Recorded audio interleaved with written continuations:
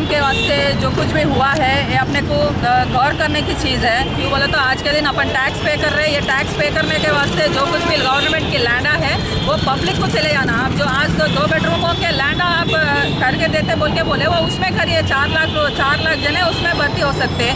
अभी जो एक ही गवर्नमेंट लैंड ये आज ही के दिन अपन तेलंगाना के पूरे इसमें खाली ये बाहर आया सो मियापुर का लैंड है, मगर नहीं आया सो वरंगल में यादाद्री में कितने हैं वो भी अपन गौर करने की चीज़ है। और आज के दिन जो के ऊपर जो कुछ भी उनके फैमिली के ऊपर जो कुछ भी आए वो सब कुछ जो है आप जरा गौर अंदाज करके ज़रा फार्म हाउस से बाहर निकल के सेक्रेटरीट में बैठो या ना बैठो, मगर आपके पार्टी ऑफिस में तो भी बैठ के उसके ऊपर जो कुछ भी चार्जेस लेना है वो लेके उसको ज़रा क्लियर करने की हमारी आज जारी है। कितने लोगों के अभी तक लैंड उसमें इशू है?